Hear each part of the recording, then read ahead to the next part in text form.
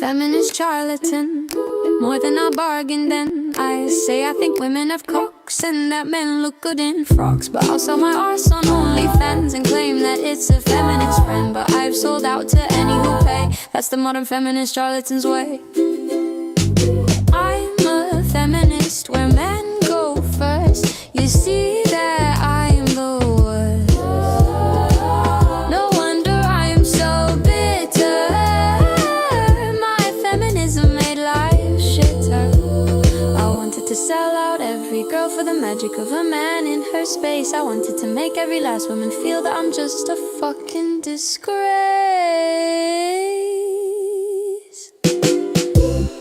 Feminist charlatan, more than I bargained and I say I think women have cocks and that men look good in frocks, but I'll sell my arse on OnlyFans and claim that it's a feminist friend. But I've sold out to any who pay. That's the modern feminist charlatan's way. Men can enter our space. Hi, good afternoon. How the devil are you? I thought I would just respond to Carla Denyer. She is something in the Green Party and elected MP in Bristol. She took the seat from Fangham Charlatan Debonair. And Carla, I don't want to be disparaging about how someone looks, but she looks like she'd make a good prefect. And precious little else, actually. If you're enjoying my scarf, it's a suffragette scarf. Look at that. How amazing. Anyway, so I thought I would show you what she said, because it's very interesting, what the lovely Carla says. And we will, before we look at what Carla says, we will reflect on what the Green Party actually stands for. So here you go. This is the deputy leader of the Green Party.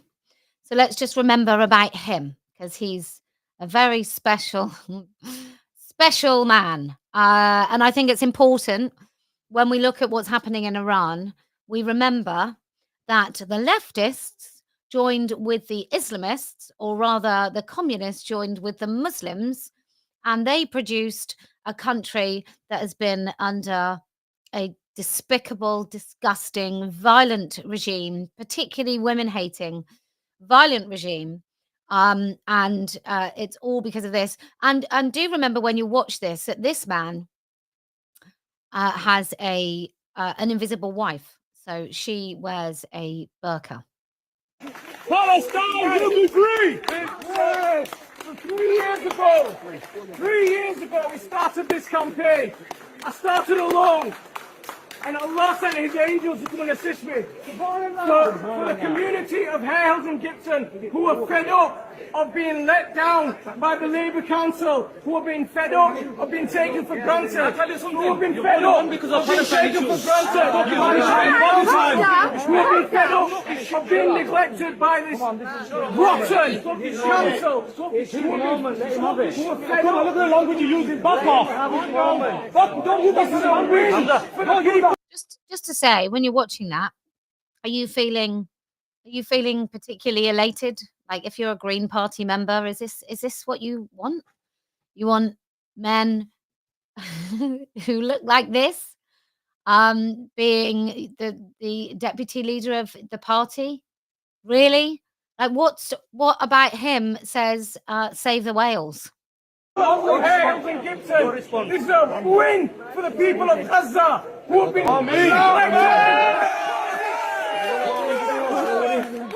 We will not be silent. We will raise the voice of Gaza. We will raise the voice of Palestine. Allahu Akbar! No, that's that man, and it would be good now to reflect. How much do we think that man is aligned with what this absolute muppet says here?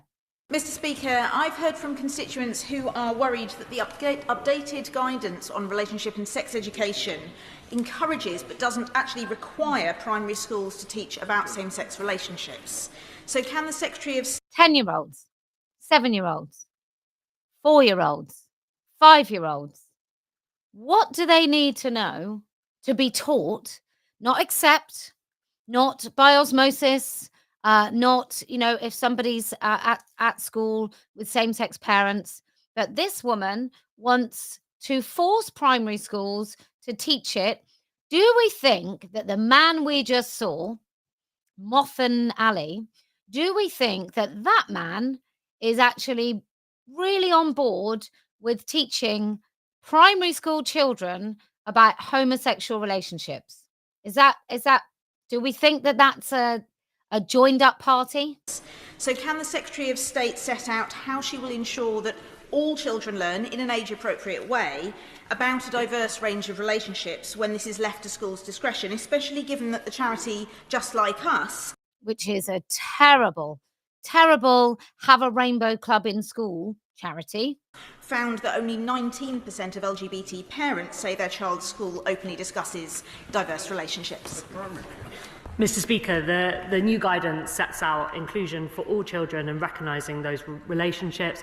As the honourable member will know, it's mandatory in secondary school, and it's something that we're continuing to take forward. So the Green Party, on the one hand, you've got this geezer, Allah Akbar geezer, with a wife and a burqa, with all of these men around him that, quite frankly, look pretty sinister. And I'm just wondering, how does that work?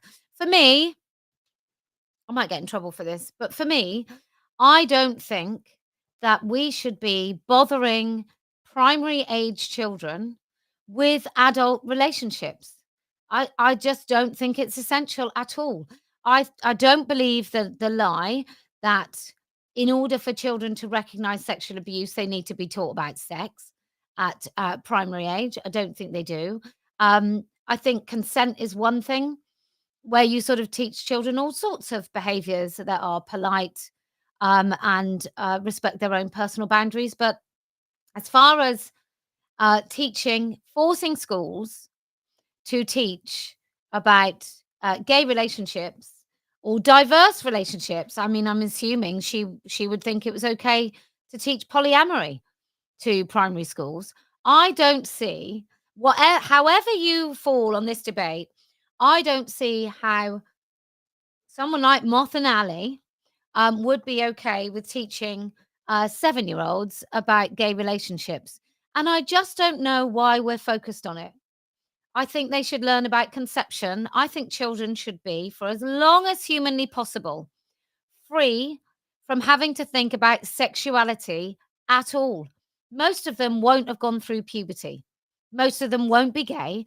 I don't really see why or what benefit it has at all to teach children about gay relationships or any adult relationships.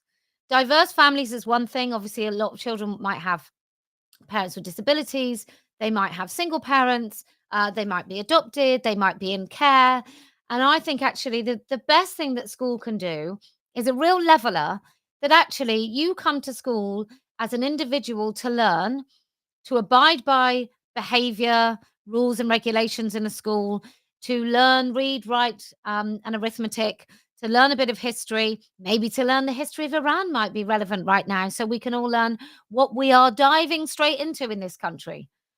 But as far as the Green Party standing in Parliament and demanding that all primary age children learn about adult sexuality and adult relationships, I really don't see how that lines up with the massive influx of Muslims into the Green Party.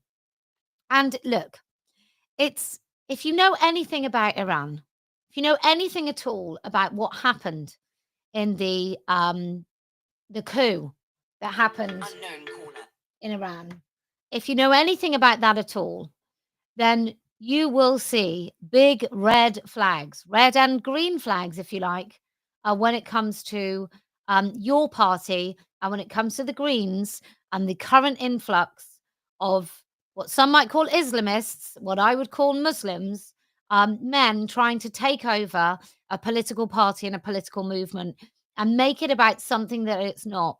It's probably no mistake that the Palestine flag happens to have green and red and a big fat triangle warning arrow in it. So that's my 2 pence today. I don't believe the Greens. I think they're full of shit. And you should too. And Carla Denyer in particular, standing up like to use her question about that for primary school, I find really sinister. And I think the fact that she's not a parent speaks volumes in this.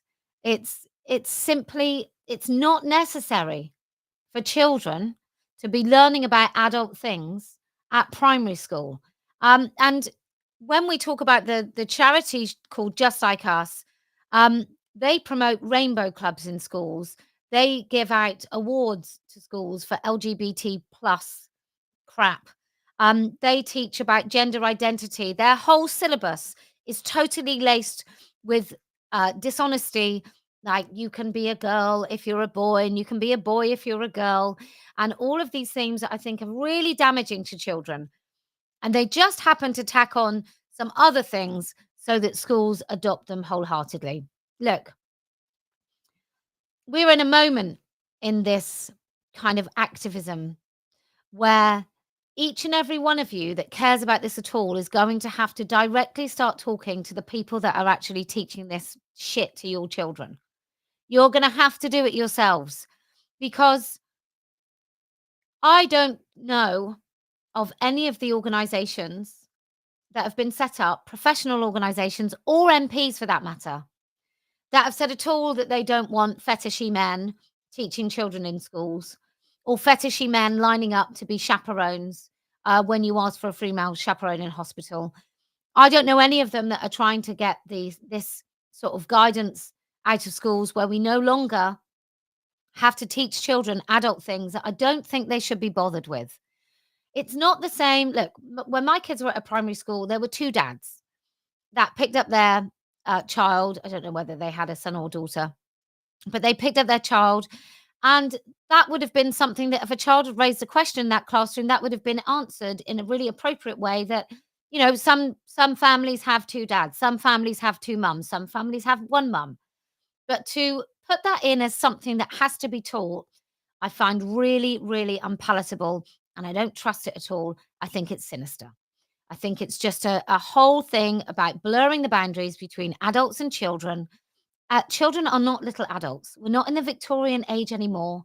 Children are not adults. They're children.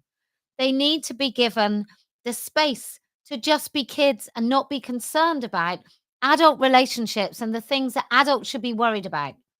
Just let them be kids. Anyway, if you can talk about the things that are unfashionable, that you're not supposed to talk about, that you're supposed to think, oh no, that makes me something. That means I must be a bigot if I care that children are being taught these adult themes. Actually, you know, gay, it's fine to be gay, and it absolutely is. And saying that you don't want children taught that doesn't mean that you don't think that it's absolutely fine for adults to be homosexual, or even teenage children finding out that they're homosexual and coming out. That's not the same thing. These are primary school children. These are children up to the age of 11. For God's sake, leave them alone. So if you can speak the truth when you absolutely have to, I promise we will win. If you resist the urge to continue to professionalize and sanitize this movement, these loud voices, then I promise we will win. And do you know why else we're going to win? Well, because I never lose.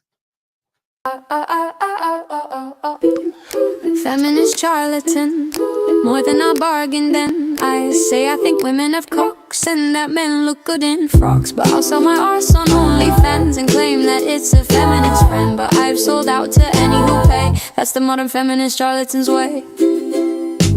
I'm a feminist where men go first. You see that I'm the worst. No wonder I'm so bitter.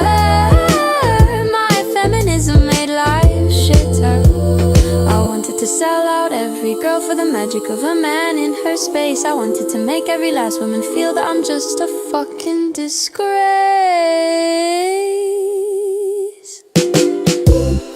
Feminist charlatan, more than I bargained. And I say I think women have cocks and that men look good in frocks. But I'll sell my arse on OnlyFans and claim that it's a feminist friend. But I've sold out to any who pay. That's the modern feminist charlatan's way. Men can enter our spaces. We have no right to object. If you speak for women's rights, your career can just get wrecked. Girls in the boxing ring goes the race. Have a man in your changing room with a grin on his face. Don't be a bigot when he shows his dick. Don't feel so scared that you claim to feel sick. Feminist charlatan, more than I bargained. And I say I think women have cocks and that men look good in frocks. But I'll sell my arse on OnlyFans and claim that it's a feminist friend. But I have sold out to any who pay. That's the modern feminist charlatan's way.